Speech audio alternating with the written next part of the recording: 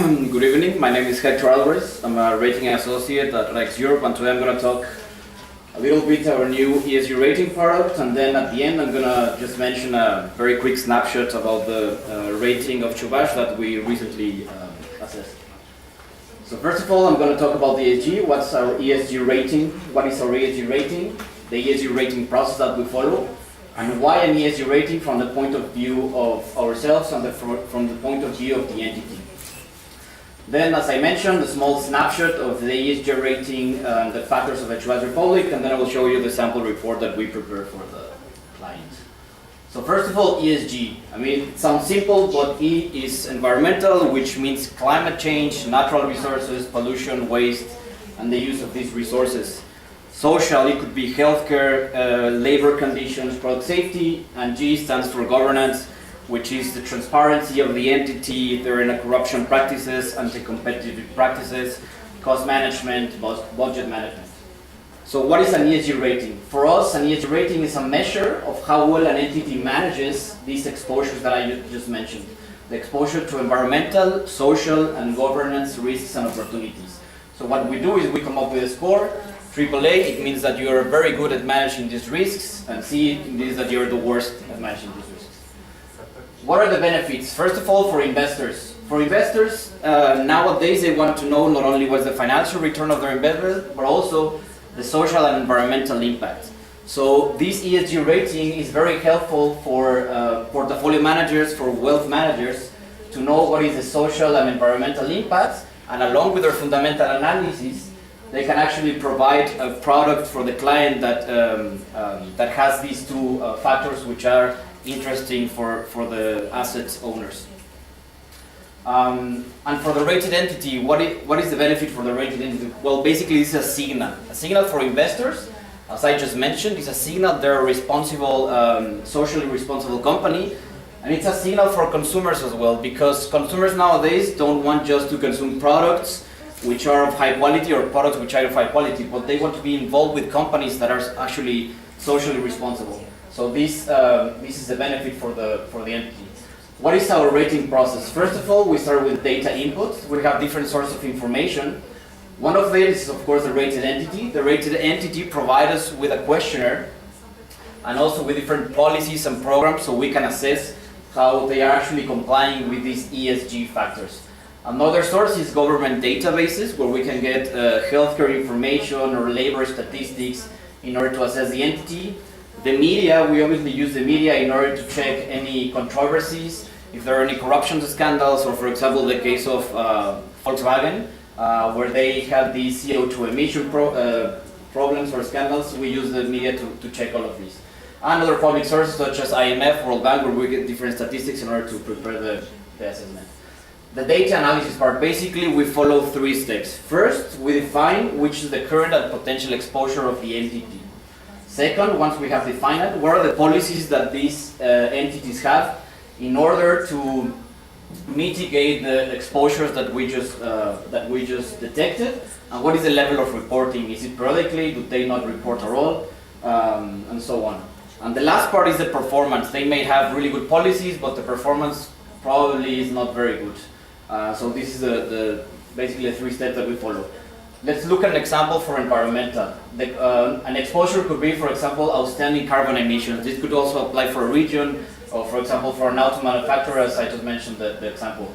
The policies in place, do they have a policy in place to mitigate these risks? For example, the entity has a solid environmental protection regulations, and they actually report these every month, every quarter, so they have actually a reporting system for this. And then the performance. So what is the performance? Okay, the entity shows that they have actually reduced carbon emissions by 4%, by 5% in a certain amount of time. An example of the social part of our process would be, for example, an exposure could be labor security. This could also be, for example, in a manufacturing company, in a region as well, where there probably could be some sort of exposure into accidents in the workplace. Policies in place could be, okay, they have a policy in order to avoid this, in order to work in different, I don't know, manufacturing cells, for example, and they report the accidents often. The performance of this is just if they had accidents or not, if they actually have been decreasing, these accidents have been decreasing, and so on. An example for governance and some exposure that actually all the companies and regions are exposed to is corruption. What is the policy in place would be, okay, they have a very good anti-corruption plan, anti-corruption law, anti-corruption program, and the performance is simply shown that there is no evidence that they have been involved in any type of fraud or that they have been any bribery, corruption, scandals, etc. After this, we assign the preliminary score, which is basically, after this data analysis, we assign a score per factor. Different factors have different weights. These weights were developed, we will develop our methodology. Some of these are static and some of these are dynamic, depending on the exposure of the factors. Then we sum the weighted scores. At the end, we have the score for the section. So how we come up with the final score calculation? We use this table of correspondence, but for example, for the environment, we got 78%. This corresponds to AAE. We, as I forgot to mention, we assign scores for ESG. For some investors or for some entities, some of these are more important than the others. One investor could be looking at, for me, it's more important to have an environmental score. Other companies care about social, other companies care about governance or investors, sorry. So we assign an E78, S, triple VS because it's 60, G was 68, AG, so at the end a simple average, and we come up with the ESG score of AESG. This is an example of how the rating process works. Why an ESG rating? From our point of view, we decided to develop the ESG rating because, as this analysis from Allianz Global Investor is showing, there is not a lot of correlation between credit ratings and ESG ratings. Therefore, all of the factors captured in ESG are not in the credit ratings. Therefore, we decided to develop a new product which would actually show only the ESG factors. Second of all, it has been shown in many studies that positive ESG ratings equal positive overall performance. There was a study by Deutsche Bank that showed that corporate financial performance is correlated with higher and better ESG ratings. There has been a study by Barclays that says that better returns on bonds are also correlated with higher ESG ratings. And there was a study by the University of Oxford that shows they studied over 200 different papers regarding this. They showed that 90% of the studies showed high correlation between lower cost of capital, high ESG ratings, and around 80% of the papers showed better operational performance correlated with higher ESG ratings. And in general, it has also been shown that entities with higher ESG ratings are less volatile.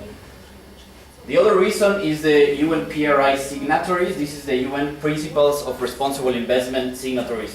What are these signatories? These are entities that are actually concerned with ESG, that they have been committed to include these ESG factors, responsible investments, in their strategies. As you can see, it's growing exponentially.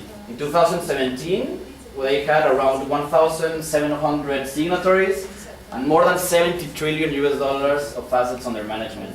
And the last part is general demand. As we can see, one of the things is demographics. 90% of them, and a study by TIIA, which is a financial services company, so that 90% of millennials are more interested in actually responsible investment than their actual financial returns. And another study by the Investment Company Institute showed that 60% of assets under management will be somehow in the future influenced by some sort of ESG regulation. So after this introduction of the ESG process and what is it, I'm going to give a quick snapshot of our recent assessment of the ESG rating of the Czech Republic. As we can see, our final ESG rating was BB, which means a sufficient level of management of the ESG risks. I want to start with environmental programs. What I would like to highlight here is the Czech Republic scored 94% in environmental programs. This means that the programs that the Czech Republic has for their environment are good, are detailed, comprehensive. They have clear goals, they have clear metrics, and they have a special responsible body in order to execute these programs. However, we see an area of opportunity in the performance, so in the execution of these programs. The spending in environmental programs is a bit lower than the average in Russia, so we see an area of opportunity here. In the part of social, what I would like to highlight is the investment responsibility. Czech Republic is involved in many social-oriented public-private partnerships, which is really good. They scored 88% in this part.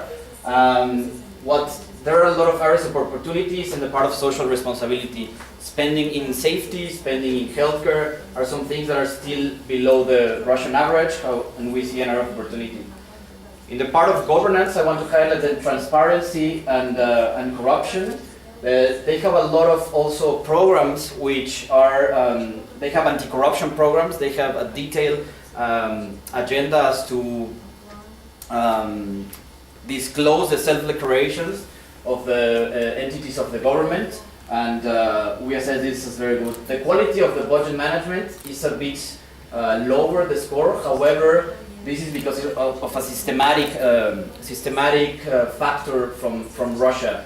The planning of the budget comes from the federal level. However, we assess the quality of management at the regional level and the quality of the debt as positive for the region. As you can see also, governance has the higher single rating, which is BBG. And as I mentioned, the rating of the region is BB ESG. Now I would like to show you, this is a sample of the report where we have the risk map, as I just mentioned, a summary. This is the ESG scorecard. If you want, in the networking, we can discuss a bit more about the details of the factors that we use for the Czech Republic. Here we have all the detail of environment, the detail of social, and the detail of governance. So, thank you very much for your attention.